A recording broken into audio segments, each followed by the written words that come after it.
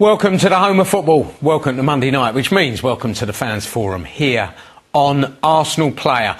Very good to have you with us. Be even better to talk to you tonight. That's what we're here for after all. Get you on air to the Arsenal speaking world. Give us a call any time over the next hour and a half. 0207 607 3200. You can email us fansforum@arsenal.co.uk, or you can tweet. We are at Arsenal, and your messages need the hashtag Fans Forum. And it's not as if there's not plenty to talk about. Well, that's why we call it the 90 minutes after the 90 minutes. You could do 90 minutes and more on the what-ifs and what might and why didn'ts that came out of yesterday afternoon at the Britannia Stadium.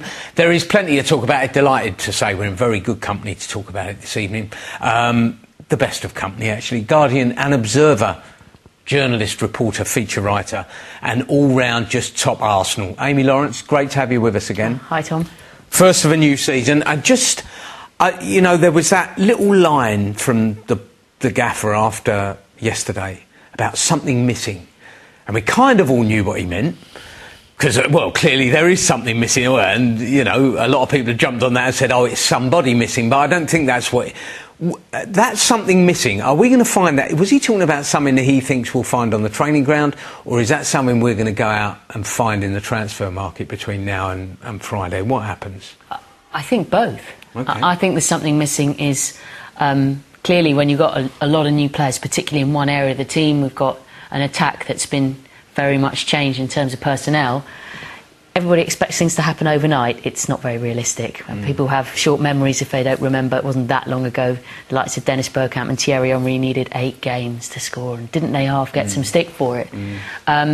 So I don't think it's panic stations by any stretch of the imagination, but I met with Olivier Giroud fairly recently, and he told me what I think is a great word that isn't easily translatable. That's but in still French online, they call isn't it. That piece yeah, is still right. online. It's a very good piece for the Observer. Thank you. But they call it automisme, which basically means, you know, that kind of automatic reaction that you get in a team where you can play a ball to somebody with your eyes closed, or they're behind you, you know what kind of run is going to be made. And that sort of telepathy and chemistry that you need, not just in a team as a whole, but with particular combinations that might occur with people down the right-hand side or the left-hand side or up front or wherever. And you've got an entire department of the team up front that needs that automisme to be in place. You can't expect that. They had 45 minutes together in Cologne before the season started. So I think that is going to come with time. It's a question of how long, because this month ahead is not very forgiving when you look at the fixtures coming up. There's some tough ones. Obviously, resumption of Champions League, but also Liverpool away, Manchester City and Chelsea on the horizon. So they've not got a lot of time to make it gel, but hopefully that's going to happen sooner rather than later. The other thing that might be missing is possibly some surprise that may turn up between now and the late hours of Friday night. And with luck, there'll be a bit of movement in both directions. A surprise as in a player you hadn't thought of, or surprise as in deep down you're not expecting us to sign anybody and you're hoping that you get surprised, and we do? Well, history tells you that over recent seasons, since Arsenal have moved to the Emirates, on the whole, every transfer window ends with a profit. So there tends to be a little bit more money coming in from sales than is actually spent. And I think it would be... People are entitled to ask at what point that changes. And, of course, money isn't the answer to everything, and it's never automatically the case that he who spends the most money wins the league. Again, Giroud was in France last year with Montpellier, who had a fraction of the money. Paris Saint-Germain, who was struggling again, who spent even more money on Ibrahimovic, are finding themselves in. So it can be done. History of football says millions of times it can be done. I know, but there's a twist in that tale, isn't there? But anyway, my point is it's not just as simple as saying throw money at it. However, I think everybody knows that a few more players in key positions of the required quality are only going to give Arsenal much more chance. But of course, anybody new coming in also has to find that telepathy with their new teammates. So. And it was. I mean, it was good, that stuff Giroud said. You're absolutely right about Montpellier, and there are other ways to compete. The problem is that there we are. Montpellier win the championship. They're going to go into the Champions League, and they've got to sell their best players if they get an offer. Where have I heard that before? Neil's in Romford. Neil, welcome to the home of football. Hello, Tom. Hello, mate. All right, how you doing? Yeah, not bad. Yeah, I just wanted to I'm sure you're going to get some negative calls. I just want to take a bit of a positive one on the back of yesterday. Yes. And it's a point that you may not agree with, but I think the organisation, we've seen us struggle at Stoke over the last, I don't know how many years, we know what we're going to get, but for me, what has always bugged me is that whenever we go there, it's almost as if we're going in blind and we don't know what to expect, and we're caught short defensively all the time. Yeah. Now, yesterday, for me, I sat for 90 minutes. All right, offensively, I was still very disappointed with us. I think there's a lot more that needs to be improved, and I've taken on what you've sort of just discussed here. I'd still like another forward with real out-and-out pace, but whether that'll happen or not, I don't know. But getting back to the positive about yesterday, organisationally, at the back, I sat through 90 minutes for once and thought, you know something, we look really comfortable here. Yeah, whether it be long balls, whether it'll be, them coming at us on set pieces or whatever. Now, the point I'm making, I know it's early days, but I might be totally wrong here, but is that a Steve Bold influence already? Now, if that is the case, Tom, and Steve's got a grip, because I did see an interview with Arsenal Player a few weeks ago, around about pre-season when they were in, going to their trips, and it was mentioned about how it's going to work, and he basically asked and just said, Steve's going to be working on the defence. Now, that's wonderful, because we all know Boldy, top drawer defender back in his day.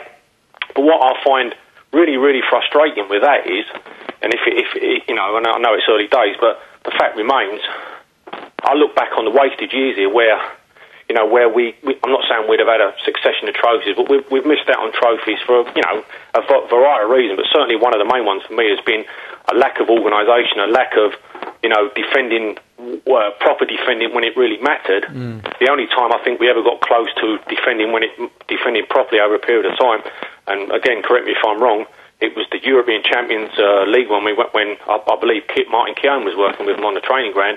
And what I find really frustrating over that period of time, that obviously Martin wasn't kept on, I don't know what happened there, but for me, I look back on those years where we could have got over the line and nicked a trophy with proper defensive stability, and was it Arsenal, and I've used this word with Arsenal, I think he's been a great manager, but was it that stubbornness again that says I don't need anyone? No, to me, clearly he did. Neil, it's a really, really interesting point, because Neil, thanks for the call. The line just got a bit crackly there, so I'll let you go, but just see what Amy thinks about it, because there were things that you went, because obviously they went, both ends of the pitch. There was because you always get the feeling when Arsenal teams go to Stoke, they go, oh, do we have to?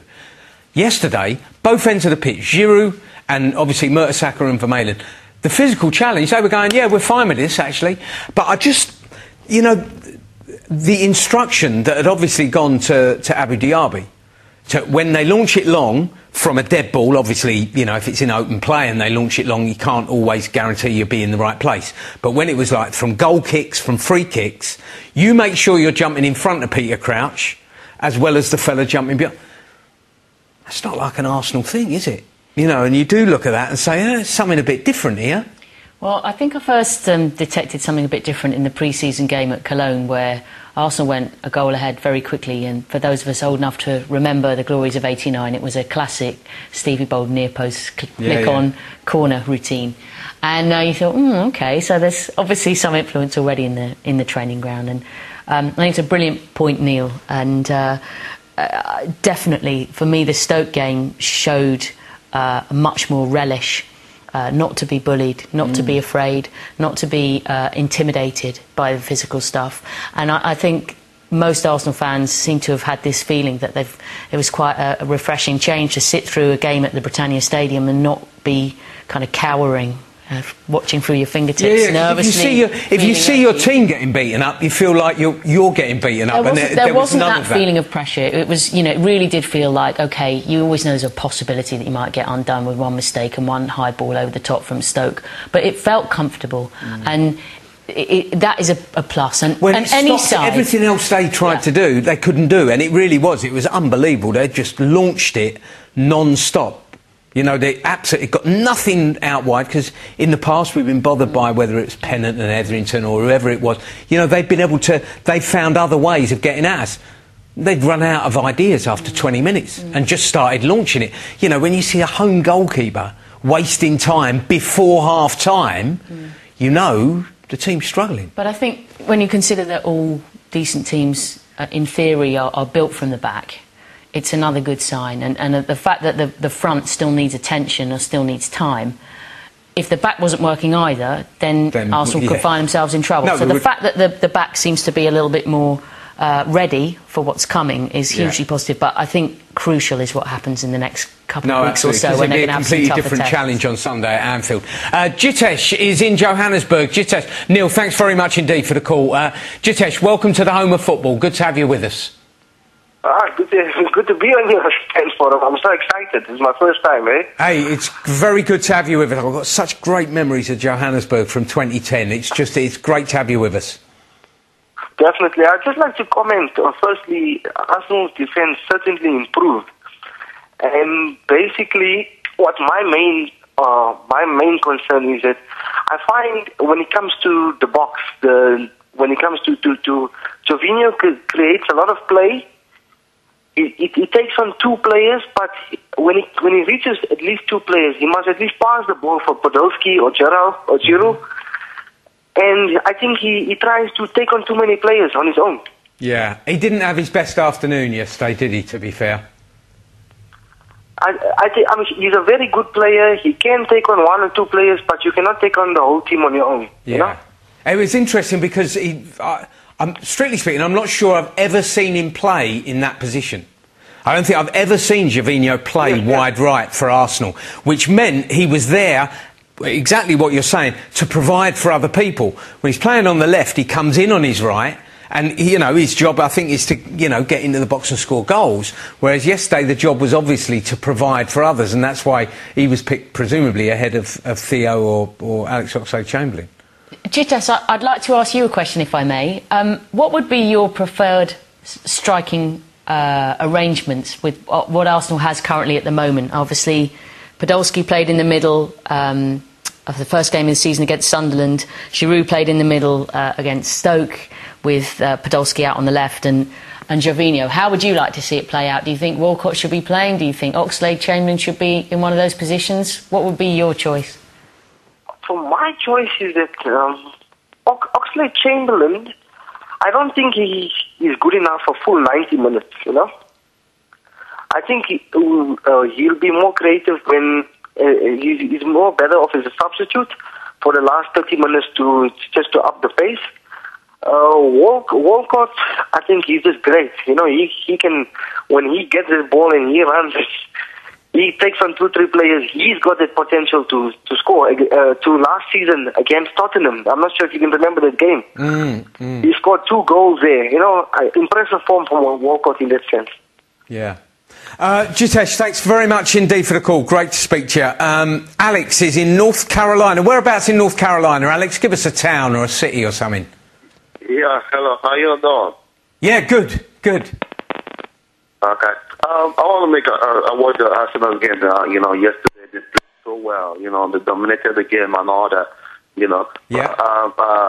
But I don't think for the signings, like if you want to make a signing, I don't think, for me, I don't think Mvila is the man for the midfield, for the, I think any other midfielder that Arsenal has been linked with was going to be okay, like Bugia, Tote and all that would be okay, but I don't think Mvila is going to be the main man for the midfield if Arsenal is going to do a midfield signing. And I don't know why Wenger did not start Jevio Chamberlain, Oxlade-Chamberlain, alongside with the Podolski and Olivier Giroud. It would have been a really strike force for them, because when you see when Chamberlain came in, the driving force, the pace of the tempo of the game, went higher. Yeah. So that's my own opinion. But for the full game, they did well. They played with the defensive lineup was good. They handled Peter Crouch very well. Yeah. Alex, we're struggling a bit with the line, but absolutely got your point. I just want to, thanks very much indeed for the call. Just quickly, because I want to mention tonight's competition, Amy, but you asked Jitesh his 3. What's your 3? Well, I definitely, from what we've seen so far, prefer Giroud in the middle of the front line and Podolski on the left. I thought Podolski coming in from that wide position is more playing to his strengths than when he's having to play as a target man. Playing as a target man, you know, being able to shield the ball and win high balls and lay it off to people is second nature really to Giroud. Yeah. And it's really that spot on the right that is the one that seems to be up for grabs at the moment. Yeah. And I can see that Arsene might experiment a bit over the next few weeks, trying a few different combinations, a few different options until he's perhaps certain himself of what his best front line is. So are you convinced on Podolski? Is he like your number one now for playing left if Giroud's down the middle? I mean, I think we all need to see a bit more of these players to see how they really fit into the Arsenal way of playing. But I think there were some very encouraging signs in the first half against Stoke, but I thought faded a little bit in the second half. Well, they all did, actually. Yeah. We're a little bit physically undercooked. I mean, in an ideal world, I think in 3 months' time we would have gone on to win that game quite comfortably.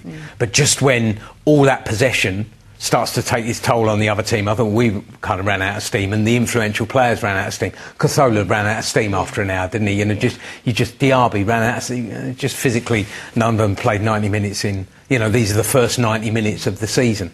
None of them played 90 minutes in pre-season. So it's Alex, thanks very much indeed for the call. I do want to mention we've got a competition as always this evening. The prize I'll tell you about first. That is everybody's, 2011-2012. Who could have guessed it would turn out how it turned out? Well, you can relive the season. We've got a 2011-2012 season review DVD to be won this evening. Every game, every goal, as they say. And speaking of goals, that's the competition question. I want to know, how many Premier League goals did Arsenal score last season? How many goals in the Premier League, just Premier League goals, did Arsenal score last season? If you know the answer, get it down on an email with your name and your address, so we know where to send that DVD. And email us. It's a dedicated email address for the competition entries. That email address is fansforumcompetition, all one word, fansforumcompetition @arsenal.co.uk. I'll give you a reminder on that in due course, of course. Right now I need to give you a reminder that you are watching the Fans Forum exclusively live on Arsenal Player. We're in the company of Amy Lawrence from The Guardian and The Observer, and in the company of your good selves, of course. 0207 607 3200 is the number you need to get on air to the Arsenal speaking world, whatever you want to talk about, as long as it's the Arsenal to do for Amy and me. You can email us too, fansforum@arsenal.co.uk, or you can tweet. We are at Arsenal, and your messages need to have the hashtag FansForum. Email from Carl, who says, whilst I agree that Giroud and Podolski will come good this year very soon, and Cazorla looks a great signing, given the fact that strikers take longer to settle into the Premier League, why do we not invest in a striker with previous experience at the level, i.e. Solomon Kalou? Well, very interesting. Could our surprise be a striker with experience in the Premier? There are one or two about who would appear to be on their way out of clubs, you know, who've got that experience, who've got, you know, who could settle straight away. I'm a bit Would Kalou have been an option? I mean, we've seen Arsenal linked with Kalou over the last 2 or 3 seasons. I don't know really whether that's people putting 2 and 2 together and making 5, or whether there's ever been genuine interest there. But the times when I've seen him for Chelsea, he's slightly frustrating if you're looking for someone to be a top-level goal scorer who's going to consistently score you goals. And you could argue, playing devil's advocate slightly, but you could argue Arsenal having Nicholas Bentner, a Premier League striker with some experience. He was Sunderland's top scorer last season. Yeah. So are you going to get in somebody who is massively better than that, who's already got Premier League experience? I suspect that if there's a new striker to come in, it will be somebody from outside again. Really? Andy is in Cheshunt. Andy, welcome to the home of football. Look at that, a call from behind enemy lines. That is Cheshunt. Blimey. How are you, mate? Mate, I am Amy. How you doing? Hi, Andy. Hi. Yeah, I've got 2 questions, okay, which hopefully you guys can help me. First of all, when will we have Arsenal TV back? Yeah. Okay. Can't help you with that one. I know we had it on Setanta, and I would love to see Tom on a bigger screen. Well, get a bigger computer. Right. Yeah. Yeah. And the second question, do you think, you know, when the financial fair play really kicks in, okay, how beneficial will it be for Arsenal?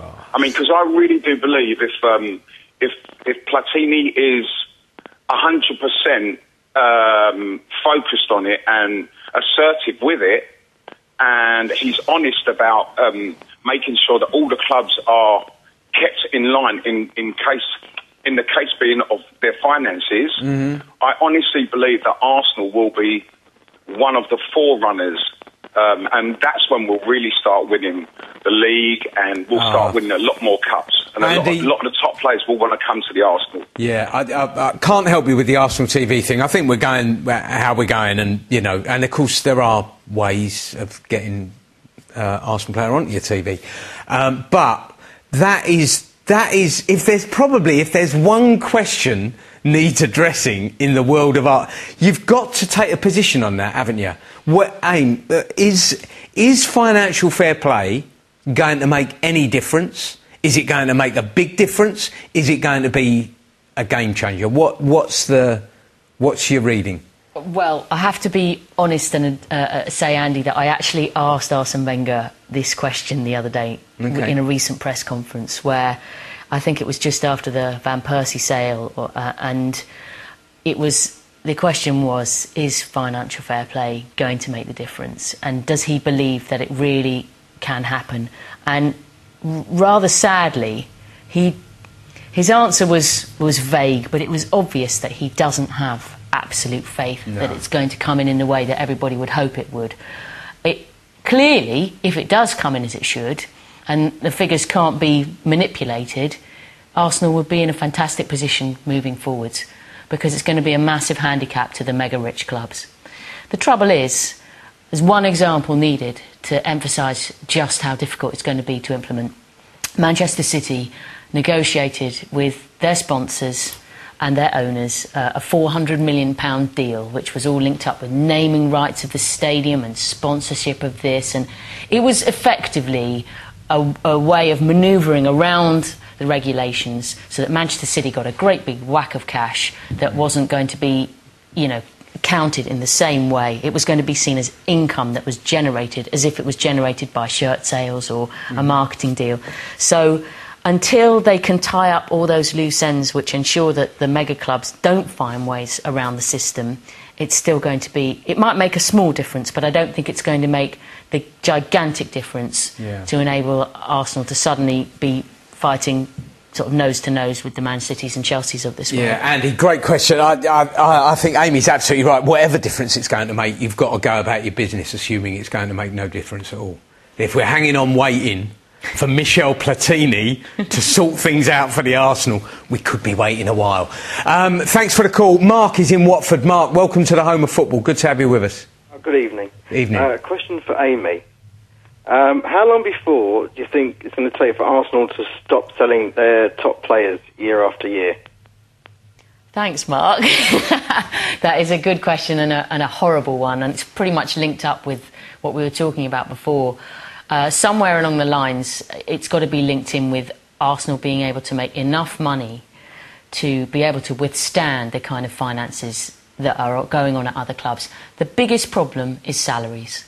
And although there's obviously one of the big attractions for the players that have been leaving over recent years is this idea that they go somewhere else to win trophies, let's not kid ourselves that there's very, very, very attractive wage packets that are being offered elsewhere that Arsenal, at this moment, with the income that they've currently got, cannot match.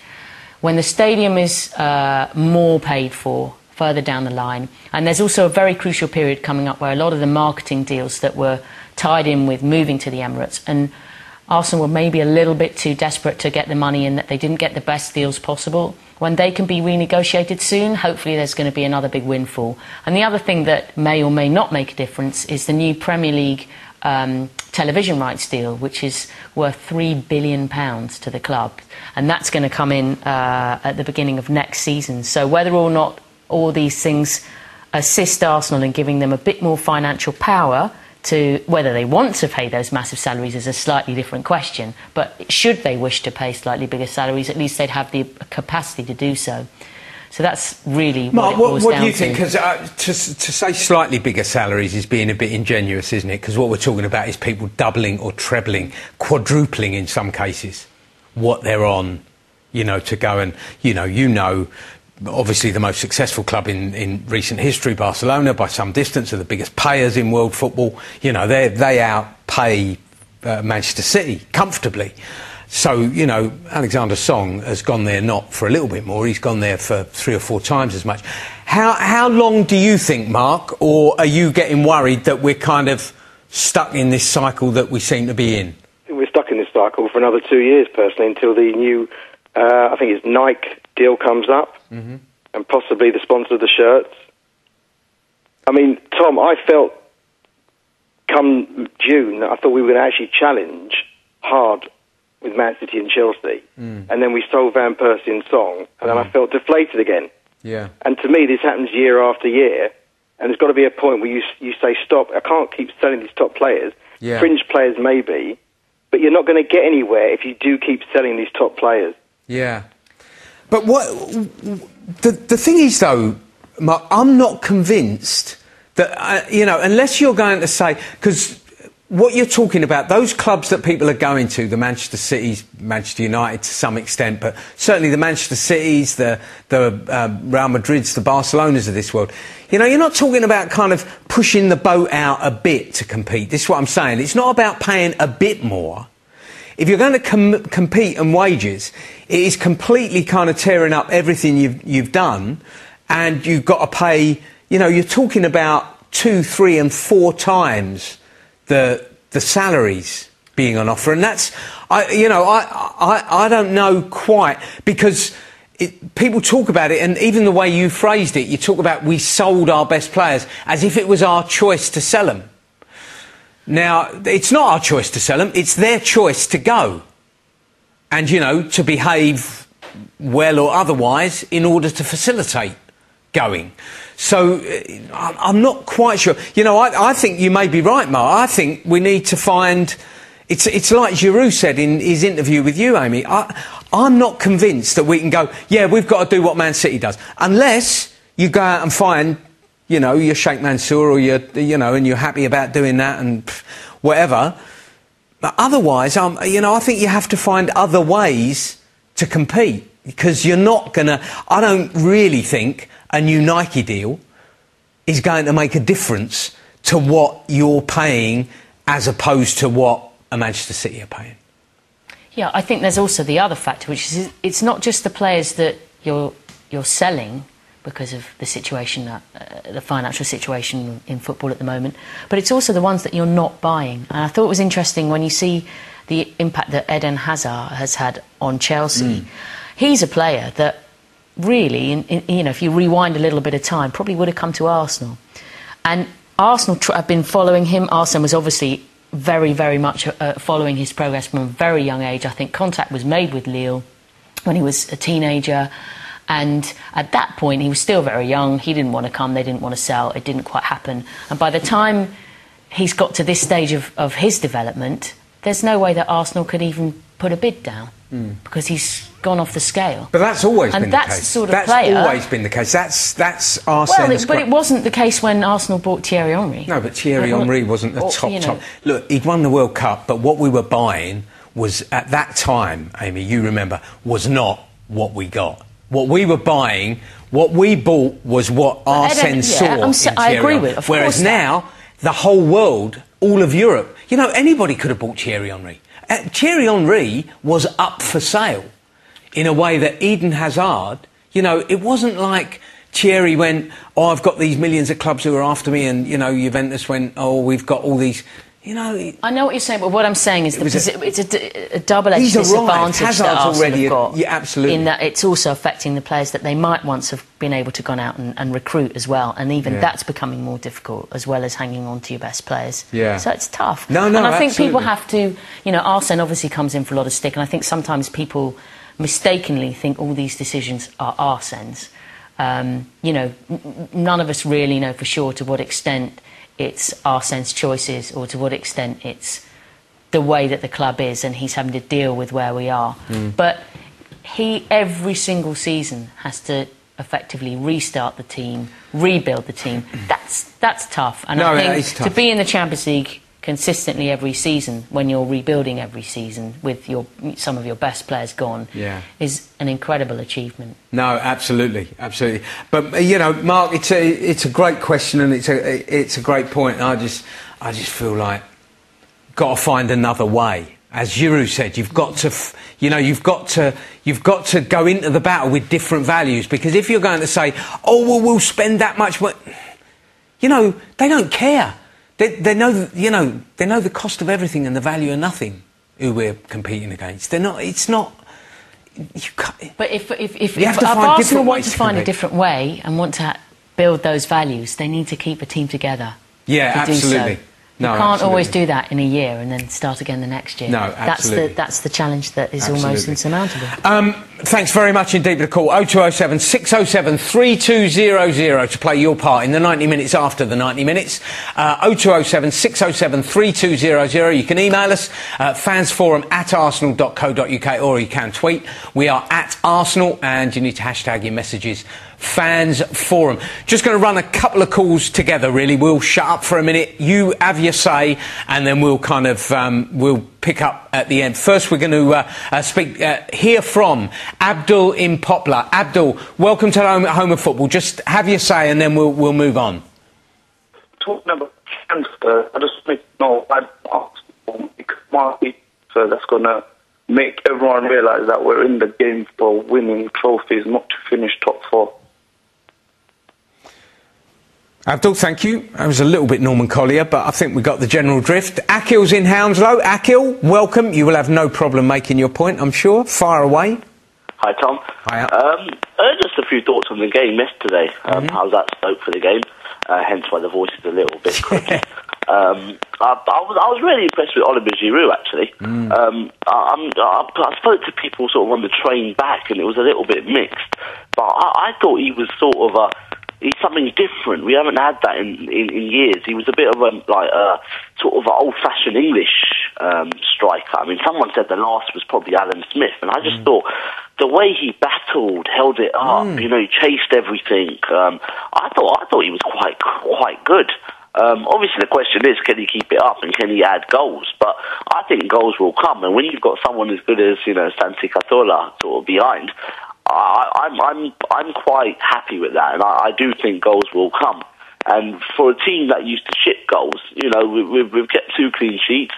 Perhaps Steve Alders has an influence. I think, to even have someone like Mertesacker just playing and fit again helps. I thought Jenkinson looked good. Gibbs has looked pretty good.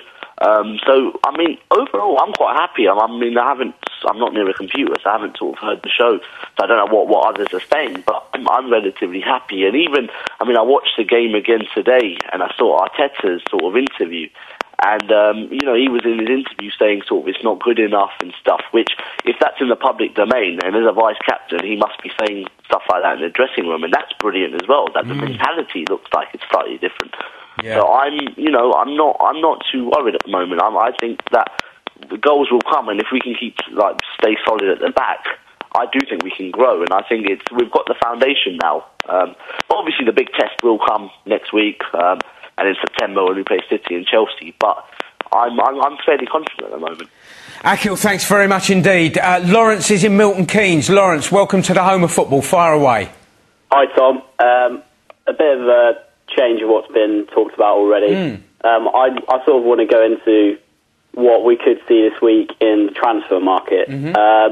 Obviously, in the last week, we've obviously seen Alex Song leave. We've seen Kevin Miralas go to Everton, who I never really saw as an Arsenal target, but he said we were interested. So you've got to assume that Wenger's in the market for another forward. And then there's also Nuri Sahin, who's gone to Liverpool. Personally, I think we need 3 big signings this week. Okay. 1 forward. I know you've been defensive of Jovino over the last couple of weeks, and I've got nothing against the guy. But I think he does have his frustrations. I think since Nasri's gone, obviously with Nasri we thought we had sort of a replacement for Pires in many ways. but he left prematurely.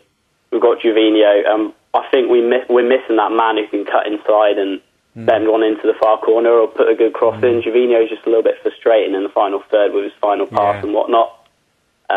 So I believe that in the striking department, I think Giroud, I've got no reservations. I think he'll do fine, even though he looked a little rusty yesterday. But I'm looking at a left winger, if possible. That would be great. And obviously a holding midfielder as well. And a utility defender. I just want to hear what you think. Tell you what, it's a decent shopping list. Lawrence, we will actually. In fact, we'll do that right now. Thanks very much, Abdul Akil. Lawrence, thanks for your call. Just give us a little shopping list. I mean, Lawrence has, said those are the three positions, and if you, let's not be greedy here. If you could sign one, who would it be? What, a name or a position? Both. Oh, thanks. Or you can say the position, and I'll try and guess the name if you like. Okay.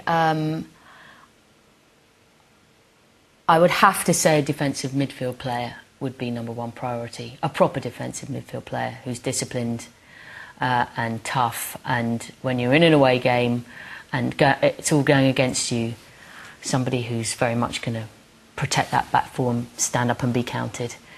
I would have loved to have said another striker, which I think would be vital, actually, as my first choice. But I think you can't avoid the fact that there is no real obvious defensive-minded midfielder. Plus, if you do get a player like that in, you have the option of letting Arteta play further forward and dictate the game a little bit more, which I think he would be more than capable of adding some really interesting work to that side of Arsenal's game. And a utility defender, obviously, is going to be useful. And I think there's a player at Toulouse called Mbenge who's been looked at, who I think would be useful to cover both centre-back and full-back. But another one that's not been mentioned anywhere is being really super greedy. I think another goalkeeper who, if there was a long period of time without Szczesny, could come in and everybody would have confidence in them. So I'm not asking for much, really. No, that's not being greedy. That's Lawrence wanted 3. You're allowed to have 3. Lawrence, guys, thanks very much indeed. 0207 607 3200 gets you through to the home of football. We're with Amy Lawrence from The Guardian and Observer. Well, more to the point, Amy Lawrence from the home of football. 0207 607 3200 gets you through. You can email fansforum@arsenal.co.uk and you can tweet. We are at Arsenal, and the hashtag you need for your messages is fansforum. A couple of tweets on what Arsenal were missing against Stoke. At Julian Richards 9 says, all this talk of lack of goals, let's look at positives. Bold, clearly working wonders with the defence, got a solid base. At Desmond Crane says, we were too slow to get forward when given the chance to counter. We allowed Stoke to reset every time. At Nika Guna 7 says, we missed a bit of luck. We look solid at the back, creative up front, just need that cutting edge. We'll be all right. At GB 1886 says, I think we were missing someone who can accurately cross the ball to Giroud. The big man thrives off headers. Thanks for all of those. There was so much to talk about. I'll tell you what I'm really interested in. Absolutely, I really would like to know what people think about this. Santi Cazorla has come to the club. And in the 3 games we've seen him, if you include the Cologne game, but 3 games we've seen him so far, he's played in behind the centre forward. And I think, the belief is that, or the received wisdom seems to be, that's where he'll play. That's where he's been brought to play. Now, it's so interesting listening to Lawrence saying we bought Nasri to replace Perez and blah, blah. See, I'm not convinced that Cazorla is that player to play in behind. I think that he may be better in one of the wide positions. I think the fella's got 15 goals in him playing from wide positions. OK. And that you play someone else in behind, which is why, for me, I'm not sure that a defensive midfielder as such is... I wouldn't mind. I know we seem to have them coming out of our ears, but I wouldn't mind another... we were talking earlier about a Clint Dempsey, someone who, can play, but has also got a real physical presence. who could play in behind, or could play at centre forward, or for that matter could play either of the wide positions. That kind of... But you see what I'm saying about Cazorla? The assumption is he's been bought to play, to be Arsenal's Dennis Bergkamp. You know, the new Dennis Bergkamp. And I'm not 100% convinced that is what he's been bought to do. Right now? No, right now. Right now, he's the man for that job. But if Rosick's when fit, Jack Wilshere comes back... Even think about Rosicky at the tail end of last season. Yeah, but also think about Jack Wilshere, who now has the number 10 shirt, and in his youth played in that position. No, absolutely. You know, he's had a lot of his first-team opportunities in a more defensive mould, which was partly, I think, Arsene trying to give him the experience to grow up and realise the work that's needed, that, you know, you're not just out there to make things happen if you're going to be the hub of the midfield. And... you know, we don't want to ask too much of the boy. He's had a horrendous time out, and he'll need some gently time coming back. And we're not expecting Dennis Bergkamp to stroll on the pitch the second that Jack Wilshere comes in with a 10 on his back. But if things go well and he comes back, it's a nice option to have. And, you know, you could be playing him there and give Cazorla that more offensive role. It'd be great. Matthew's in Falkirk. Matthew, welcome to the home of football. Hi Tom, hi Amy. Oh, you give us a fright there, mate. Yeah, go on. We're good. I was wondering about the Arsenal centre-backs, like, because Vermaelen is now the captain, you'd expect him to play virtually every game, so would you partner Koscielny or Mertesacker? Because Koscielny was probably our best defender last season, but Mertesacker's quite big and can win a lot of headers and controls the defence quite well. Yeah. What's your first choice pair? Very, very good question, Matthew. I would say... based largely on the experience of last season, that you can't not play Koscielny if he's going to be playing in that rhythm. And Koscielny and Vermaelen has a nice balance to it. But it's lovely to have that opportunity of playing Mertesacker when you're at places like Stoke, and he gives you so much assurance and obviously that presence that he has. But you've got to bear in mind that given injuries that happen in football, they're all going to play plenty. So I think it's nice if you've got the ability to mix and match, and hopefully if they can all develop partnerships with one another, you find you're not caught short, which would be just right. What's your thinking, Matthew? I agree with that. Koscielny was probably the better defender last season, and it's very assured and tackling. Yeah, well, and he was excellent with Mertesacker early. You know, you think about the horrendous start, blimey. We should be so lucky 2 0-0 draws to start a season after what happened last year. But do you know what I mean? Actually, you think about that partnership of Mertesacker and Koscielny was so important to kind of putting our season slowly but surely back together again last season. They were fantastic. I think we're in a very good place. I was just going to ask, do you want another centre half, or are you happy with Giroud as you know, to say, well, we've got 4 then? I'm happy. Got plenty. Miguel can always play if you get injured, so we should be fine in that. All right, good. Jenkinson too can play there as it happens. Gary is in Feltham. Gary, welcome to the home of football. Hello, Tom. Hello, mate. Why is everyone panicking? No, I don't think anybody's panicking here. No one's panicking yet. I mean, mate, we're 2 games in. Yeah. We haven't conceded a goal. Yep. It's, you know what I mean, the boys up front are going to take a little bit of time to gel, won't they? Yeah. You've got Theo, who's all right. His jury's out for a long time on the lad. Bless his heart. But you know what I mean. Podolski has just come in. Giroud's just come in. Yeah. Gervinho, he needs to let the ball go a little bit quicker.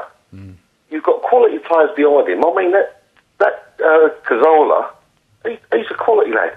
No, absolutely. And you've got Ramsey and that behind him. Everyone's moaning about Song and Van Persie going. What's going on there, mate? Well, people are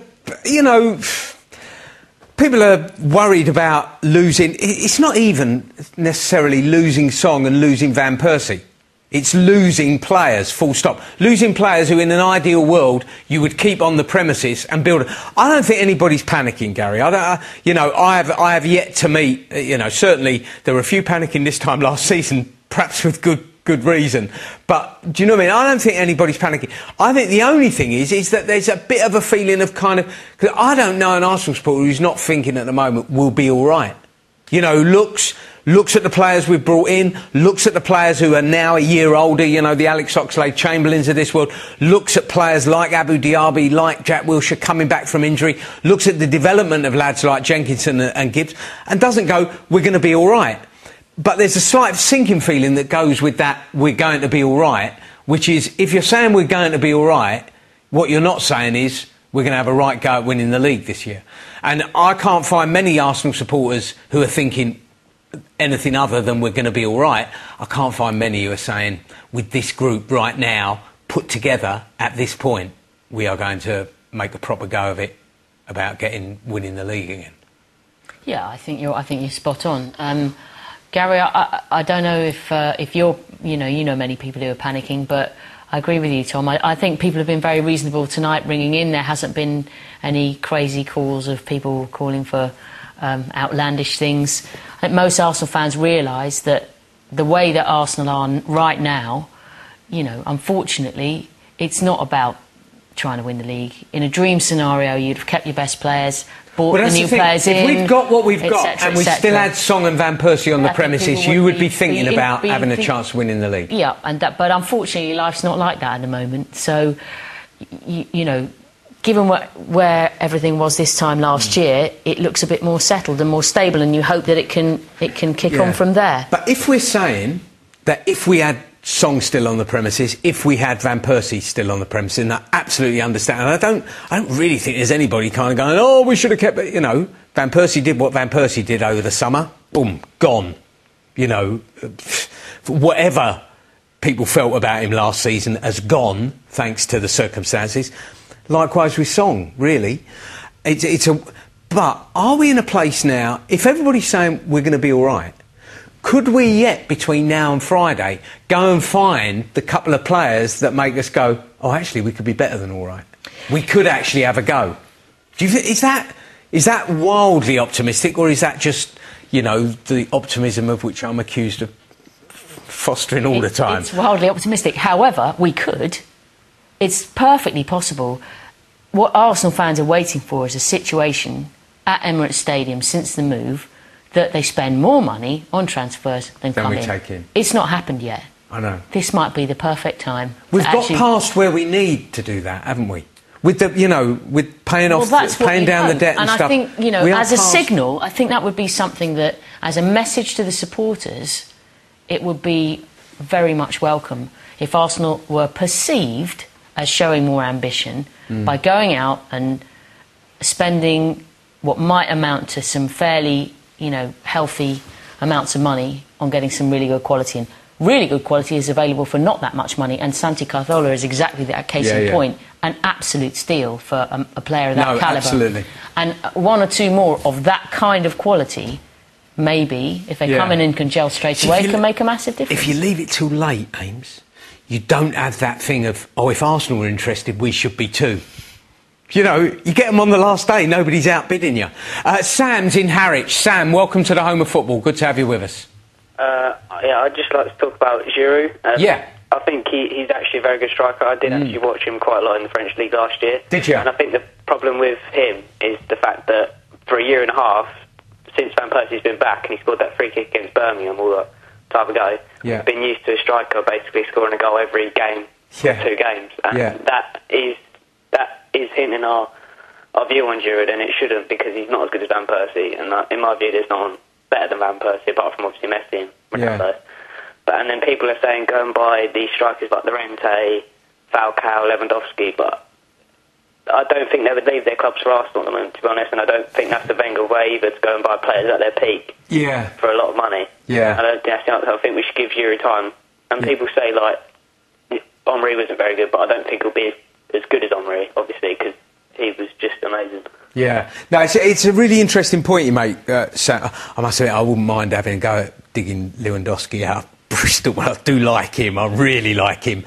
But it's a really good point, because if you think, you know, we did get used to a man scoring a goal every 2 games. And we also got used to the idea of that, and we've got used to it with a couple of players in recent years, because for a couple of seasons before that, it was about Fabregas. Because of the shape of the team we're playing, it's all about getting the ball to one player. Do you know what I mean? It's all about, like, yes, Van Persie's fantastic. Yes, he does things that, you know, nobody on the premises is going to do this season for us. But we did build the team to get the best out of him. Just like in seasons previous, we built a team to get the best out of Cesc Fabregas. Do you know what I mean? It was a bit like George Graham did when he got Ian Wright onto the premises. Everything became about Ian Wright. And obviously Wrighty and Cesc and Robin Van Persie in their time. Wrighty with a rather superior attitude, I have to say, go over the piece. But do you know what I mean? They repaid that willingness to... I look at Giroud and he's not that kind of player. He's not asking. He's not the kind of player that you go, oh, we've got to just do everything for him. It's not like that, is it? No, it's a different kind of... I think that, as you said, the team was so geared up towards Van Persie last season. And, you know, people have talked about Song and Van Persie and that relationship they had with that lovely scoop ball that Song used to produce and Van Persie with the finish. That was 5 years in the making. You know, that wasn't something that those two players were doing 5 years ago or 4 years ago or 3 years ago. That really came to the fore last year. But those two players have known each other and trained together for a very, very long time to have that kind of understanding. Arsenal have got to build new understandings, and there's no way that they can be the same team with somebody impersonating Van Persie this season. So that's why Arsenal has gone out and bought 3 new attacking players who will bring something different to the table, because there's going to be an evolution and there's going to be a new style will emerge for this team. In the same way that a new style emerged when Fabregas left. You couldn't bring in an imitator of Fabregas and just carry on as you were. It was never going to happen. And in the same way, I don't think anybody's really expecting Giroud or Podolski to be the new Van Persie, because that's not really realistic. So I'm looking forward to seeing how this new team finds its own personality. Yeah. And the thing is that, you know, when you think about the Invincibles and you think about the teams that Thierry Henry, you know, before him, Ian Wright, just before him, Ian Wright, were part of. The thing was, although they were, you know, Thierry in particular, I'm talking about, was an exceptional player. Exceptional. You know, a record goal scorer. Could always be relied on for a goal every other game. Nobody pretended he was the best player in the team, because he wasn't. Dennis was the best player in the team. And Dennis was a player that made a whole team play. He didn't need a whole team to play for him. He made a whole team play, so that Thierry's scoring a goal every other game, thanks in large part to Dennis. Freddie Ljungberg. Freddie Ljungberg is scoring 15 goals a season. Robert Pires is scoring 15 goals a season. Sylvain Wiltord is scoring 15 goals. And Dennis himself is scoring 15 goals a season. And that kind of, you know, whereas we've had to cut our cloth accordingly, and in the last couple of years it has been about get it to Van Persie, get it to Fabregas. Do you know what I mean? There's been that. And if there is going to be more of a sort of team ethic that grows here, you know, and I'm not knocking those lads for... don't get me wrong, I'm not knocking anybody here. I'm just saying Dennis Bergkamp is the greatest player ever to walk the Arsenal earth, is what I'm saying, really. And there's not another one of him out there. But you see what I'm saying? That what we haven't done is bought a player that the whole team can be shaped towards providing for, in the way that the team was shaped for providing for Fabregas and then subsequently Robin Van Persie. Josh is in... Sorry, I went off on one now. Josh is in Pinner. It's like that. Whenever I think of Dennis Bergkamp, I go off on one. Josh is in Pinner. Josh, welcome to the home of football. Good to have you with us, mate. Hi. Hi. Yeah, I was just going to say that with our summer strength thing, you were saying before that if we still had Song and still had Van Persie, we would be competing. But people would be thinking that we could compete for the league title. If we're 2 players away... You've got 2 world-class players, let's say, away from competing for the title. Do you not think that the areas... I mean, for me, the two places that we would need to strengthen the team, we need to buy 1 winger and we need to buy 1 fullback. Because with Chamberlain moving into a more central role this season, I don't think there's any need to replace Song. I think Coughlin's got enough prowess to improve, and I think if Frimpong got his mind down to worrying about football instead of his fashion range, it would be a nice bit of competition there. But Wenger never actually moved away from his 4-4-2 formation. Yes, he lines up as a 4-3-3 or 4-5-1, but Bergkamp always played in that whole role which Cazorla's now filling. Mm-hmm. So is it not more of a case of not necessarily spending money, but moulding the right players that come in? Because we've signed a different type of player in Podolski this time. It's the first direct player we've had since Perez playing on the left. And with Walcott, also a more direct sort of player on the right, I would actually give him a chance going through the middle. It would take pressure off Giroud, and it would make him maybe more happy, more willing to sign a new contract. Mm-hmm. But so finding a winger, I think, is more important. Yeah. A winger who gets to the byline and cross the ball in, or bring other people into play as opposed to attacking the box.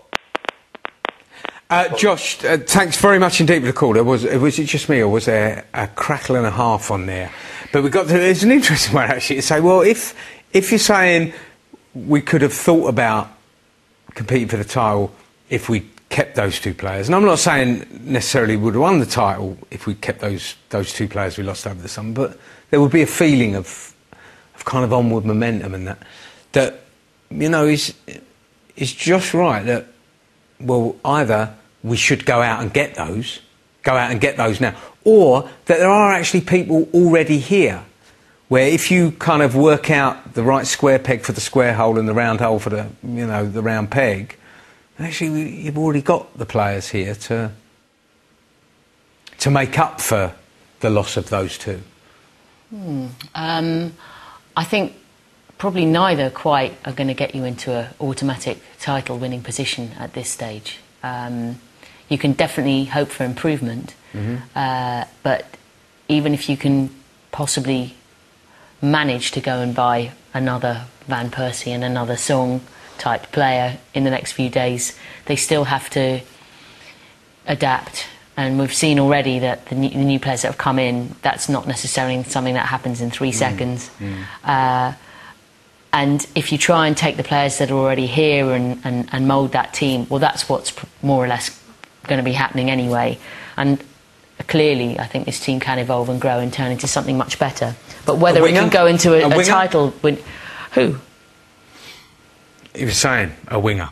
This is what I'm saying. I'm wondering whether... We've covered nearly the whole, the whole team in the marketing I know. areas. But I'm of the just team interested in that moving moving around. That's why I mentioned this whole thing about Cazorla and whether that is actually the position he ends up playing. But I also think that there's an interesting point to be made where I think he was sort of mentioning about different formations and going from 4-4-2 into this, the variations that we see currently. There are definitely times when you're screaming for two proper front men. Yeah. And there does seem to be a reluctance at the moment. It's very fixed that there's a focal point up front and then the rest are playing around and just behind. And I think in certain cases you'd love to see Arsenal be audacious enough to put two proper strikers up there to ask different kind of questions and for them to get close enough to one another to really put the pressure on a defence. And see whether that might... games like home to Sunderland or away to Stoke where there's absolutely no chance whatsoever of them passing around you in midfield. If you remember, not going back to the sort of Invincibles era and so on, if things weren't working, Arsenal would have played 4 up front. Absolutely. Suddenly the cavalry would come on and it was 4-2-4. And often that yielded results. And somewhere along the line... Especially if one of them was Kanu. Oh, yes. Az is in Cardiff. Az, welcome to the home of football. Evening. Yeah, evening. How are you? Yeah, I'm good, thank you. I'm good. I know there's a but, though. I know there's a but, Az. Yes. There is, well, first of all, I think 1 point away to Stoke is never a bad point, and I think our defence was great. So I'll start with the positive, and I'll come to the but after. I think 2 points from 2 games isn't the end of the world. My fear is after 6 games, and you know who our next 4 games are, so after 6 games, if we're on 6 points or less, then then I think the buds are going to come in, and then the critics are going to poke their daggers even harder. So I think people are overreacting now, but it's the next 4 games, and I think if after the next 4 games, if we haven't beaten Liverpool, Man City and Chelsea, then I think rightfully so, serious questions need to be asked. My only concern is that some of our so-called rivals have taken steps forward, and I'm not going to say we've taken a step back because we've bought 3 players, but I think we've sort of stayed still, and I think not so much with Spurs now because they have lost Modric, but maybe Liverpool and Everton are definitely going to be on our heels. So I think it's fighting for 4th, and I think that's the best that can happen. But I think after 6 games, I think that should sort of give us an indication of where we are and where we could be ending up, because the players need time. At the end of the day, it's not their fault. We've got a new team and they're going to take time to gel. I'm not going to go on about the past, about the Invincibles or the Fabregas and the Van Persies. They all took time to gel, and they never did it. So these players justifiably need that time to gel anyway. But maybe not. It's not a drastic thing, but I'm going to say that if after 10 games we are where we are, then again, my question is: should the board have enough courage to maybe look at someone else, and maybe we need a fresh start with a different manager. That doesn't mean to say that let's bash Wenger on the head. Just there's 1 or 2 good managers out there. I'm not saying let's do it now, but I think maybe that's something we should think about. There's a Spanish manager who was quite successful given what he had to work with in the board. He had to work with at Anfield, so that's always a possibility that I think that could work in the future if things don't go according to plan, to be honest. And I'm not being negative. It's just something. No, and absolutely. I think you're absolutely right to just the start we've made is definitely not the end of the world. 6 games, 10 games, then is when we see where we're at. And if we were, say, to use Az's phrase, where we are now, i.e. a point a game, we'd be looking at another season having gotten away from us before we'd even got started. And that's the kind of nagging worry for people, isn't it? Well, I think if that was the case, it would be a situation where everybody would be saying it's happening again. Because if you look at the start of last season and what a kind of calamity that ended up being, the recovery was actually fantastic. And on the one hand, you'd be able to argue Arsene Wenger is the man to oversee the recovery because he's shown he could do that from a dreadful position a year ago. That would be the positive way of looking at things. The negative way of looking at things would be to say, how can this be happening again? How can you not learn the lessons and have another rotten start and end up praying for another recovery and for some other teams looking around the top 4 to slip up and stumble and allow you to salvage it again?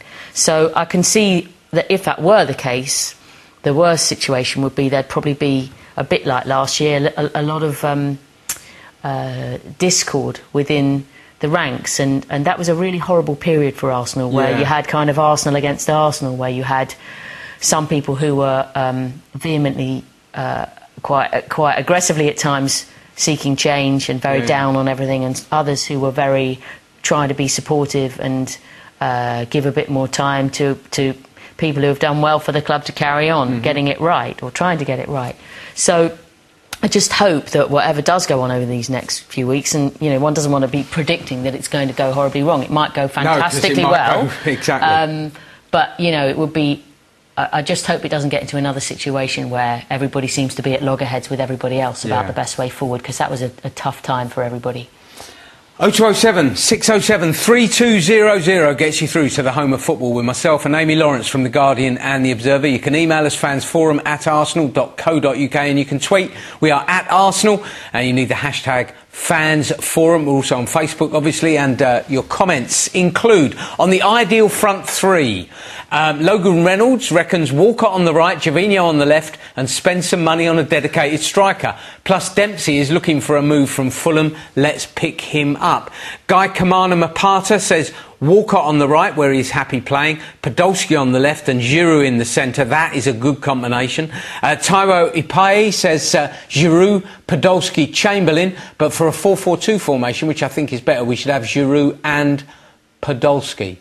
It's good. I mean, and, you know, players like Alex Oxlade-Chamberlain aren't being talked about as you know, forward players. It's do you think if we had our time again, would Theo Walcott have started instead of Giroud, instead of Gervinho yesterday? If we had our time again. Who knows? Look, I don't know. We haven't had the opportunity to quiz Wenger yet to ask him exactly what his thinking was behind or whether that he was particular carrying a little bit of a selection. knock or what. I mean, as you said, it was a new one for him to play on the right, so you wonder whether there was a reason for not choosing Theo. Yeah. He had a knock for the first game of the season, Yeah, hadn't he? yeah, so absolutely. maybe he was still feeling it. Yeah. 0207 607 3200 gets you through to the home of football. You can email us fansforum@arsenal.co.uk. Ian is in Redruth. Ian, welcome to the home of football. Tom, good evening. Good evening. Good evening, good evening. How are you? I'm very well, thank you. Good. I'd just like to draw your attention really to this talk about a defensive midfield player. I do agree with you, but I'd like to see a player of the style of Patrick Vieira, somebody big, somebody who's got power in the middle of the field, can drop back into the back four when needed, push through and give support at corners and things like that. I think that's what we're lacking. Have you got one for us, Ian? Yes, Dembele at Fulham. I watched him at the weekend, only on highlights, I know, but he looked the sort of lad we could do with, someone who's willing to run from midfield, power his way past players, win the ball. You know, he looked really, really good. But that wasn't my main point, actually. You were talking earlier on about Cazorla's position that he plays in at the moment, and eventually you thought that, or someone said that you think he might be eventually playing out wide. Yeah, I don't know. I'm thinking maybe, you know, everybody's assuming that he's been brought to play in that position, and I'm just wondering whether that's necessarily the case. He's playing there now because he has to. What are my thoughts on that?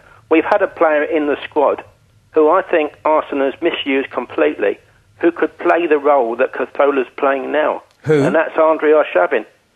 He seems to thrive in that position, but he's not a winger. And our dear manager's got a terrible habit of keep putting these players out on the wing, the Bentners, the Arshavins, Gervinho, Walcott. You know, they're not natural wingers. They're playing there. They're not natural wingers. We need a natural winger more than that. And I'd like to see, like Sebastian, come back into the squad and play in his natural position, which is not a left winger.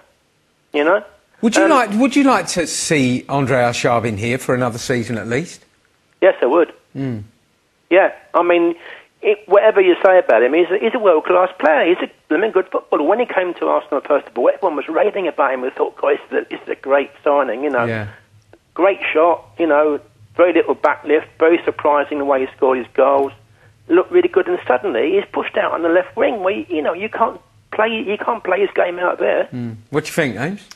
Ian, I think that's a brilliant call, and I must admit that there have been times before he went on his loan move last season where I was pulling my hair out and sometimes nagging Arsene at press conferences saying, why does he not want to play Arshavin in that position? And it's amazing how long he's been at the club and he's never really had much of a chance to play there. And I think it was the first half of last season, it was mainly Aaron Ramsey in that position. And it just struck me as a little bit maddening that Arshavin, for all his qualities and experience, never got that chance. He never had a whole run of games to play himself into that position or indeed out of that position. And I just think that goes down for me as a pity. It really does. He started one game in that position. Bolton in the Carling Cup. Yeah. Well, he had a great game, behind actually. Park. Yes. And I think it would be... for whatever Arsene's reasons are, he's absolutely adamant that that's just not something he wants to do, because otherwise he would have had ample opportunity to try it by now. Will he still be here at the end of the week, or will Zenit come and? All of these things, it just comes down to pure money. Does it? If another club comes in with a tempting enough offer to the player and to Arsenal, then players will move on. If they don't, then they won't. He's had pelters back in Russia, hasn't he, since the European Championships? Yeah, but that's a, he's is he? Capello has made him captain, and they've gone, why have you made him captain? Yeah, but if you remember what he did for Russia, I know it was a long time ago, but in 2008 he really was one of the best players in the world. Absolutely, I'm a fan. I'm a fan. And I liked how the crowd reacted to him against Sunderland as well. There was all that last season where he got kind of, he got pelters. The fella was a mile out of form, and but I like the crowd. Everybody recognises that there's something there, and there's an enigmatic quality about Arshavin. And we listen to so many people disrespecting the football club. And I say, Arshavin never has, and you get the feeling kind of never would. That may be a foolish thing to say, but certainly never has. Thanks very much indeed for the call, Ian. Sam's in Exeter. Sam, welcome to the home of football. Hi, guys. Hi. Hiya. I just want to pick up on... This is not the main point when I'm calling, but I want to pick up on your last caller about, playing the likes of, like Walcott on the winger. Walcott, when we got him, wasn't bought as a winger. He was bought as a striker, and I just don't understand why Wenger's putting him on the wing, because let's be honest, he runs greatly and he gets past defenders, but that end product with Walcott's not there. The end product, I just think he lacks a little bit in the final third. He's great at getting past defenders and taking them on, but when it comes to putting the ball in the back of the net, I just don't think he does it enough for me. I don't think we're seeing the best out of him. Yeah, I mean, Sam, thanks very much indeed for the call. There's this whole thing about, and Theo has said, I've seen myself playing down the middle. Well, not on your own, you don't. Do you know what I mean? You're not going to play in the shape of team we play at the moment. Then Theo Walcott is not going to play at centre forward. End of. However, myself, I think Theo has got better season on season. I know he's got people who knock him, and I'm convinced by the boy. Absolutely, boy. He's not a boy anymore. What am I saying? I'm convinced by Theo, and I think that he will continue to develop. I think he needs an injury-free season. There have been other players who have been injured more spectacularly, and out for longer periods. His entire Arsenal career has been interrupted by injuries. When has Theo played 10 games on the trot? Not, uninjured. And I think the shape of the team we play, it's not to do with Theo not being able to play down the middle, Sam, but surely it is to do with the shape that we play. And if we're playing the shape we play, then he's not playing as centre forward. He's not playing as a striker. But playing where he does, he can make a striker's runs. He still make a run between centre-half and full-back, can't he? And he will score goals. Yeah, I agree with you. I think if he wants to play centre-forward, he's a victim totally of the formation of a team where you couldn't expect him to be the lone front man or the main target man. It's not realistic. Yeah. And that's where, again, it would be nice sometimes when the occasion demands it, to see a bit more variation, to see two up front, because then you can have that opportunity to see him next to a Giroud or Podolski. Yeah. That would be interesting. If you want to try and play him up front by himself, we all know, we can probably predict what the outcome of that will be. So let's see if maybe Stevie Bold might have a bit of influence, some new ideas, and there may be a little bit of some adjustments and some trying different things when things aren't working. Absolutely. Arsene is very keen on, this is how we play, and players come in and out and slot in, but the system remains the same. And so, as I said, some ways kind of lost that audaciousness where he'd go for it and just chuck everything, including the kitchen sink, at a particular situation. But that would be a nice thing to change this season as well. 0207 607 3200. We are running short of time, but we will do our best to get you on air to the Arsenal speaking world. 0207 607 3200 gets you through to the Fans Forum, gets you through to Amy Lawrence from The Guardian and Observer. Nigel is embarking. Nigel, welcome to the home of football. Hi, Tom. Hi, hello, Amy. mate. Hi, Nigel.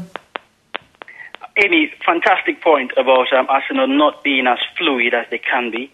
And I think I just have to reiterate that we really need to be able to change our formation mid-game.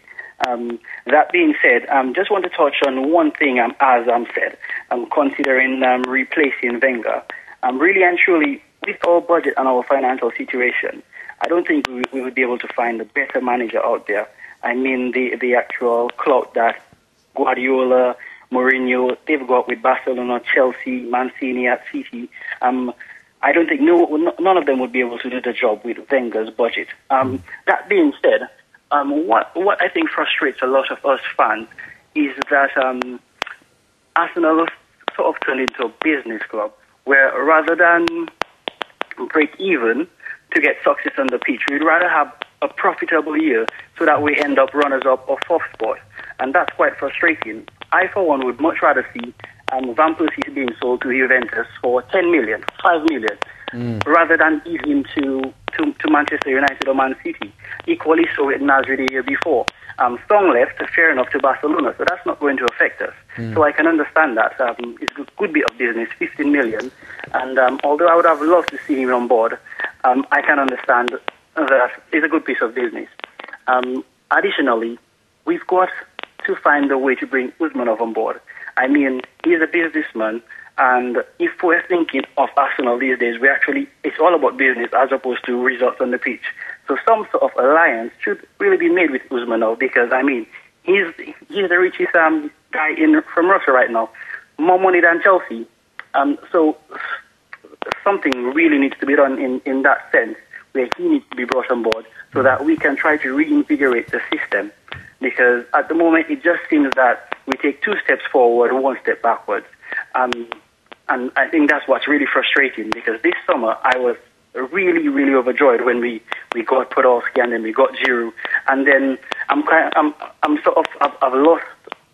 lost a lot of energy now that because we've lost Van Persie to Manchester United. That was just really heartbreaking. Yeah.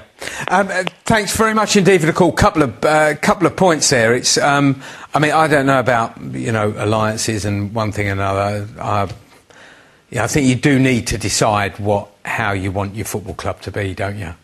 Like the one we've got, or like the ones up the road, and I guess the problem is, and this is probably why there isn't an alliance, is because they're 2 completely opposite ways of running a football club. And the idea that they might somehow work together for the common good, it falls down a little bit, because they seem to be singing from such different... On both counts, absolutely. Hymn sheets. So it's a difficult one, because you're either forced to make a choice between one or the other, or you're trying to get them both to work together when that doesn't seem very realistic. So I don't think it's a particularly healthy situation, but I think currently it's one that isn't likely to change, because I think the way that the current board is set up, they're just closed to ideas of change from that point of view. So until that situation changes and Mr. Kroenke decides he wants to do things differently, that's just how it is. So Arsenal have to manage that the best way they can, because once you move away from the old-fashioned Arsenal board that you will remember knowing everybody probably individually quite well, and knowing that everybody involved was a proper Arsenal supporter from going back years, from the moment that people sell out, that changes forever. You can't be responsible for who's buying the shares and who's in charge of the club, and that's the same for pretty much every club now in England. There are slightly different systems in Germany where there's more fan involvement, slightly different situations in Spain where there's members that have quite an influential say. They vote who's in charge of the club. But in England, when you sell to an owner, that's the way it goes. You have to accept the way they want to run things. What was the other? Well, the other point was about actually comparatively of far less importance, but because it is absolutely it's key what you're talking. I mean, it is still different, because a lot of people talk about our owner, and it's not quite, for whatever reason, it's not. We have a majority shareholder who obviously, effectively, on a day-to-day basis, his is the kind of the plan and the vision and the the voting power and everything for the club's way forward. But it's very different to being owned outright. It's very different, I think, but maybe I'm just maybe I'm imagining. I feel it's a very different situation we're in than an Abramovich situation or a Sheikh Mansour situation. Obviously, it's very different from a Glazer situation. Do you know what I mean? It's not, for whatever reason, I'm not saying it will stay like this forever, but in a very weird sort of way, maybe some people perceive it as a weakness, and maybe that's what the implication was there. I actually, you know, I don't think it's a bad situation in that respect. But what I mean is, once you're in the situation that you have sold your shares and they're available for anybody to buy, if you can persuade then you people can't to sell, control going down. As a club, absolutely. you cannot control who's going to be in charge. Yeah. Hence, you find a situation like you have at Portsmouth or at Rangers, where other, new owners are coming in and buying and making messes of things, and there's nothing really that anybody can do about it. Yeah. So, I think there's an element of being careful what you wish for, because you just don't know whose hands you're going to end up in as a football club these days. Yeah. Which millionaire or billionaire or oligarch is going to turn up. Yeah, if absolutely. they do, and what they're going to do with it. No, absolutely, and obviously we don't have kind of that multiple ownership situation that we were in. However, we get our accounts as shareholders, we get our accounts, we get an AGM, we get. Do you know what I mean? There is a kind of transparency and a thing being done in public. Anyway, this may be a subject for another day, because we could be here a while on this one. But thanks very much indeed for the call. Let's talk to Imran, who's in Leicester. Imran, welcome to the home of football. Evening. Evening.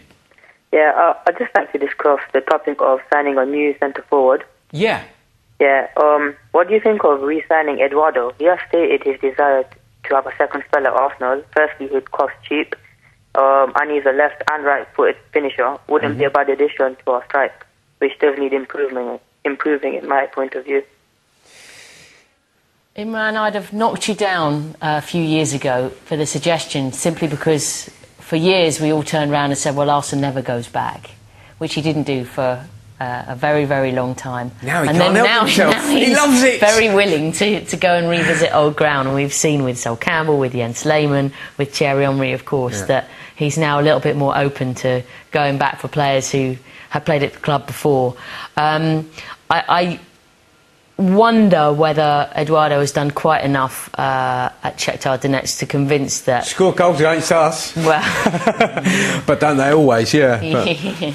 But I think it's a lovely idea, and I think that he was a fantastic individual, much, much loved by everyone at the club, Eduardo, and would be a great person to have around the dressing room, very, very positive. I suspect that we might be looking for somebody a bit bigger and more physical and more robust if we're going for another centre-forward. Yeah, but it comes back to the whole kind of Theo Walcott. I mean, Eduardo, fantastic, but he was playing off a big man, wasn't he? In his pomp, he's playing off a big man, and if we're saying that's not what we're doing now, he will always be very, very highly thought of. What a lovely man, wasn't he? And he could score goals. Do you remember that goal at City, at Man City? Away to Man City, he scored a great player. Gabby is in Bermondsey. Gabby, welcome to the home of football. Hi. Hi. Hi, Amy. I had a quick question for you. You said that you didn't think that Arsenal would win the league, but don't you think it depends on who we buy by the end of the transfer window? I think that if we get a defender, another sort of creative midfielder, and another striker, I think we could do quite well. Gabby, thanks for the question. I think definitely Arsenal could do quite well with some fabulous new signings, but it would still take time for everything to gel, I think. And I've got a feeling that even if Arsenal were to go and buy Lionel Messi, title might still be a bit of an ask at this particular season, although maybe he would be able to do just about anything. We'd be all right.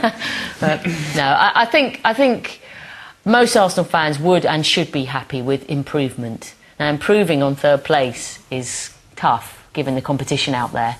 Given what's happened over the summer, finishing third again will be an improvement. Quite, exactly. So I think aiming too high would be, you should, of course, you should aim for winning everything, but realistically, finishing third again and with luck, maybe a cup would be would be absolutely wonderful. Yeah, some luck wouldn't go amiss, would it? Gabby, thanks very much indeed for the call. 0207 607 3200. We are running short of time, but we'll try and get one or two more, squeeze one or two more in if we can. A couple of your tweets. Reminder, you can follow at Arsenal, and your messages just need hashtag Fans Forum. Tweets on transfer priorities. At Gazata says we need another striker to ease the pressure on Giroud and Podolski. If either gets injured, we will be very short up top. At Guna Sid, another midfielder I'd say is our utmost priority. We are one man short in that area after selling Song. At Balachiln, a wide attacker, 2 games and no goals scored and no width to the game. Theo still hasn't signed a contract, short of cover. At Gold Guna 31 says, I believe signing a goalkeeper is a priority, whether it's to help push Szczesny or have reliable backup. You know, it's going to be mad the next 4 or 5 days. It's unbelievably quiet today, wasn't it? It was very, very quiet today. We haven't signed anybody today, No. It wasn't so quiet on the other side of North London. They had a busy day. There are obviously places where you feel like it could really kind of change how people feel about the season. You know, so what Gabby says is I'm not saying that a signing or two, you know, would literally mean we were in with a chance of winning the title. It would change our sense of expectations, though. 1 or 2, the right signings, would kind of change our sense of, you know, because just even saying, well, I don't think, you know, this season 3rd would be great and maybe win a cup. You know, we should remind ourselves that it's only last season and this that we've been going, yeah, probably. The 5 years before that, when we haven't won the league, I've gone into every season thinking, yeah, we can win the league this year. I know but even so, I don't feel like...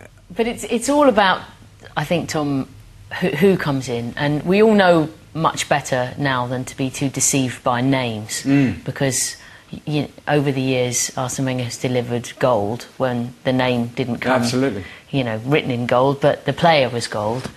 And I think whoever it was, the caller that mentioned a Patrick Vieira style defensive midfield player, and I think if somebody turned up, whoever that person might be, who had that kind of stature in the middle of the park. And remember, with Patrick, that was evident from day one. I remember seeing his very first game against Sheffield Wednesday. I think Arsenal were a goal down at Highbury, and he came on at half-time and literally changed the whole complexion of the game. There was just that swagger that he had, and straight away Arsenal were playing a different way. Think about the impact that Diaby had when he burst into the team as a 17-year-old, Amy, and tell me if he got a run of games, 10 games, he's got all the physical attributes of Patrick. He's got the same clever feet that Patrick's got. I'm not saying, it'll be all right, we've got Diaby, but just could he be that? Because obviously people think about this guy who comes in for a game and, hobbles off 20 minutes later, but, he played all game. I think for people to think that Diaby has a chance of fulfilling that early promise and being a Vieira type, I mean, I'm not convinced they're actually the same kind of player, but that's a slightly different topic. But he's got the same physical attributes, got them. I really think he needs half a season to convince people that he's over all the, terrible misfortune that he's had. So I think we have to have this conversation after Christmas. No, absolutely. I'm just thinking, look what happened to the other injury-prone fella who finally got a full season. We shall see. Congratulations, David Barrett in Derbyshire. You knew it was 74 goals that we scored in the Premier League last season. And so a copy of the 2011-2012 DVD, the season review, will be on its way to you. Thanks to everybody who entered the competition. Thanks as well for your calls and your emails and your tweets and your Facebook messages. We will be back, of course, same time next week, after a trip to Anfield, and we have hardly mentioned the fact that we've Liverpool away next weekend, where, to be honest, we got a bit of a spawny one last season, didn't we? How are you feeling ahead of Liverpool away? Well, I'm just feeling like, if ever a game was designed for all the naysay people to turn around afterwards and go, no, like, what would have happened if Van Persie was there? That's the game, because really that was a match which, on the back of him, turned sort of no points into 3 points. Well, Bakary Sagna, Alexander I Song know, and but Robin you know- Van you know what Persie, I'm none of getting- whom you know are what I'm- available to you us know on what I'm- Sunday. you know what Yeah, I'm getting absolutely. at. So I think there's an added pressure there, and I suspect that might motivate the team somewhat. And they know as a group that they need to collectively come together to compensate for some of the absences of what's been going on. So you just hope that as a group that they can show what they're made of. And there was a makings of them wanting to show what they were made of at Stoke. Didn't quite get the end result, but definitely made a point. I think Liverpool are clearly going to be a much tougher proposition than anything Arsenal faced so far this season. And they have their own points to prove. I think you also have to factor in that between now and Friday, there may well be some new faces that are going to create some sort of excitement for either of those teams. Yeah, and people will mention, wrongly, that Nuri Sahin will probably make his Liverpool debut, and that will be some sort of... I'm sure there will be some sort of buzz around that being so-called snub to Arsenal. Although I think in reality, he was a player that Arsene Wenger wanted, but Arsenal pulled out of that one. So let's not look at that and think what might have been about Nuri Sahin, and let's imagine that there may well be this new Patrick Vieira type midfielder playing for Arsenal on Saturday at Anfield. Who knows? Yeah, I don't know that, but knowing the way we settle players in, I don't think there's any chance of whoever we sign playing, if we sign anybody playing next Sunday. But who knows? It may well be that we've got enough. Who knows? Maybe we've got more than enough to take care of Liverpool at Anfield. Always good memories, though. Next Sunday. Hey, always the very best of memories. And I just, you just feel like it's going to be really... Because you say it's going to be tougher. It's going to be tough in a different way. It's going to be very interesting to see what happens to this team when they play against another team that's got even half an interest in playing football against us. It's going to be really, really interesting. It is very, very important. Amy, thank you for joining us this evening. It's great. We are quite happily sit here for the rest. Fantastic having you with us. We'll see you again soon, I hope.